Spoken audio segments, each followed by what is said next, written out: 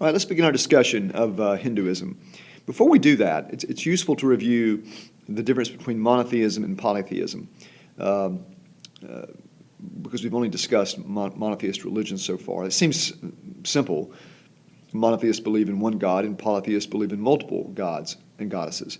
Um, and that's true, but we, because of our monotheistic brainwashing, we tend to see polytheism as silly, foolish, superstition.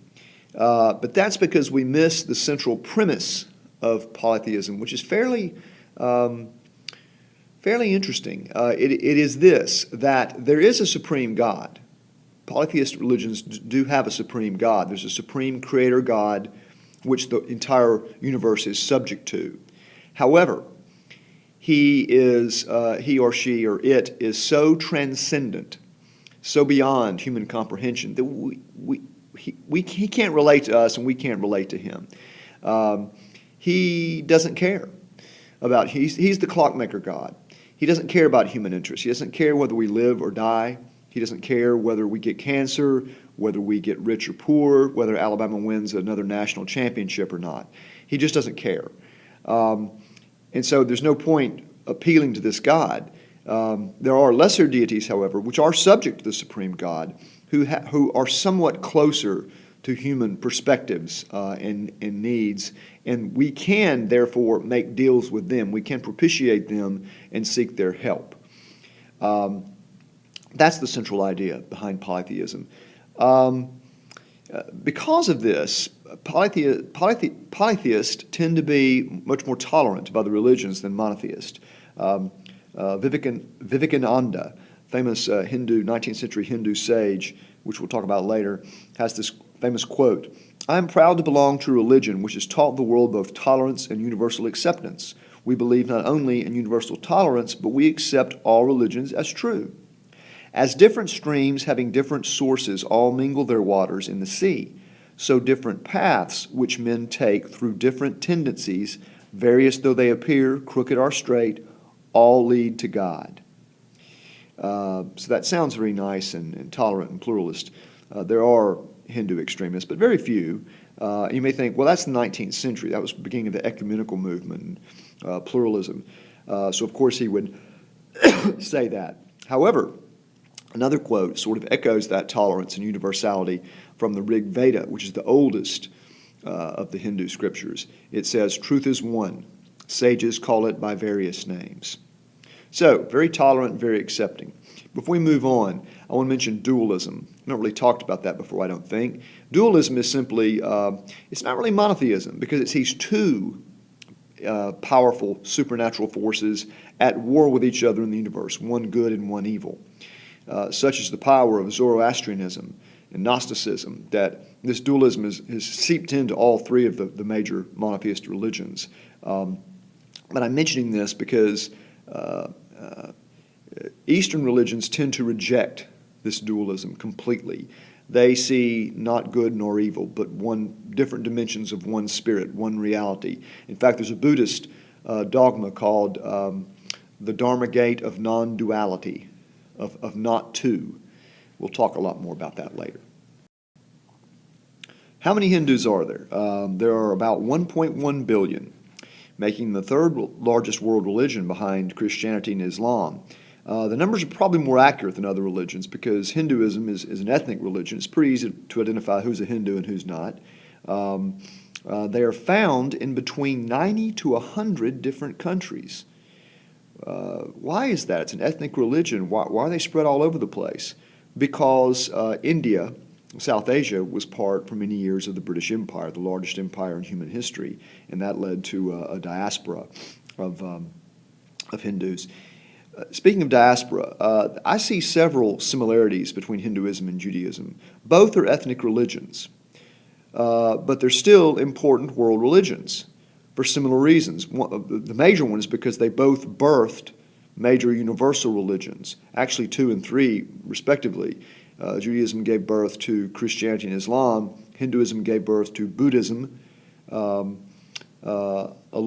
smaller religion called Jainism, and Sikhism, which is what if Hinduism and Islam had a baby, it would be Sikhism. Also, Hinduism had a diaspora. They had a diaspora of first phase. They flourished in Southeast Asia, present-day Cambodia, Thailand, and Indonesia, and that was essentially driven through trade. That was from the 7th to the 15th centuries, the Common Era. This second 2.0 diaspora was driven by their involvement in the British Empire. And while we have so many Hindus all over North America and in our school. Now, Hinduism is the oldest and most complex of all the world religions. It's complex in part because it's very, very old. It's had a long time to develop different offshoots and philosophies. Some of its aspects reach back to the 3rd millennium BCE. Some estimates are much greater than that. Compare that with the Bible placing Abraham at about 2000 BCE, about 4,000 years ago. Hinduism could be 5,000, and some estimate far older than that. Therefore, it is unusual among world religions in that it has no founder. We just can't go back far enough. It encompasses simple animism to extremely intricate systems of philosophy and literally millions of gods. 330 million is an oft-quoted number. I'm not kidding. The divine is one, but the divine has many faces. That's how Hindus explain that. Now, Dr. Mark Musey of Rhodes College in Memphis, he's a famous talking head about comparative religion and an expert on Hinduism. He says this: the simple statement, Hinduism is the major religion of India, though obvious, is very problematic. Let's sort of unpack why that is.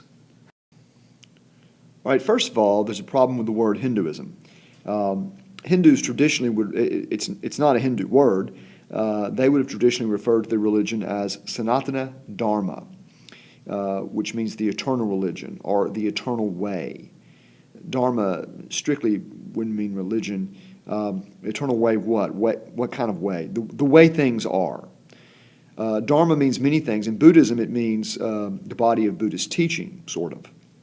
But in our situation here in Hinduism, it can encompass matters of duty, natural law, social welfare, ethics, health, and transcendental realization, i.e. God, the way the cosmos is, in other words. So many extreme variations of Sanatana Dharma have evolved over the millennia that it really is best to think of Hinduism really as a family of religions, of related religions. The word Hindu, by the way, comes from the Sanskrit word for the Indus River, Sindhu. Muslim invaders were likely the first to use the word Hindu to describe those who did not convert to Islam. Some scholars say there is no single religion of Hinduism, owing to its diversity, that the word is a Western construction.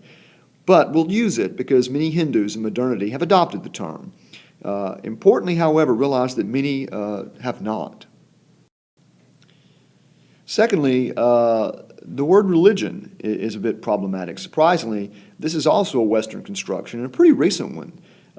Languages of antiquity, like Hebrew and Greek, they don't possess a word in which to translate the English word religion. It comes from Latin. In medieval times, it simply meant faith or piety. You could have false religion or true religion. A stable meaning did not appear until the 17th century, when it came to mean a system of beliefs or doctrines derived from a divine order. Interestingly, this was the beginning of European imperialism, and Europeans are encountering all these other different peoples. Perhaps the word arose to describe what others believe.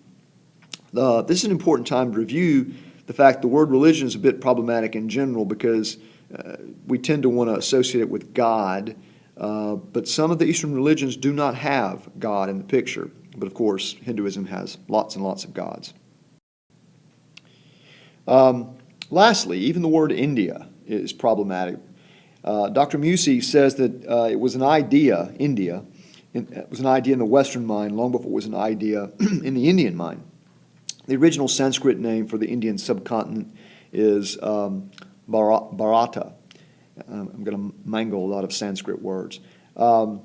What makes the word India problematic is that it implies greater cohesiveness and unity than actually exists. India is immensely diverse.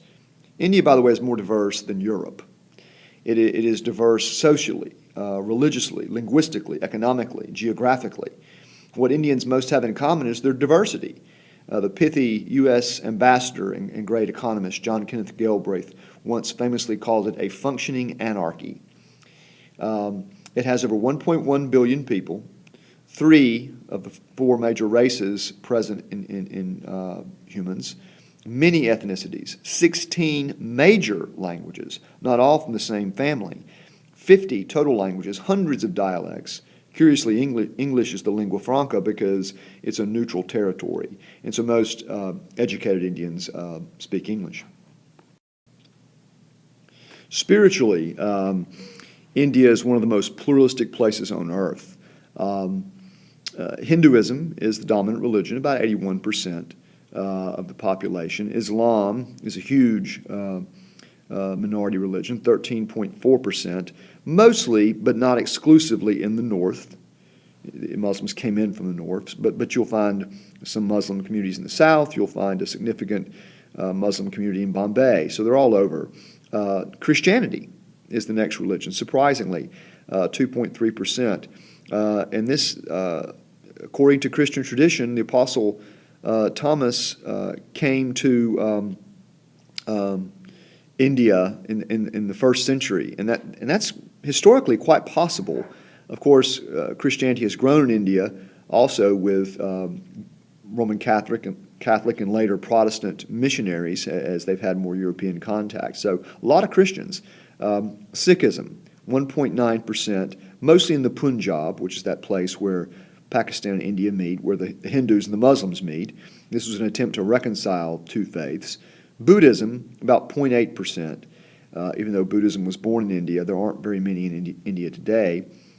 Jainism, about 0.04%. Small religion, similar in Buddhism, and about the same age.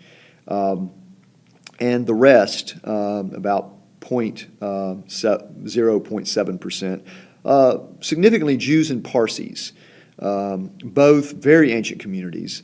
There are 2 synagogues in Bombay.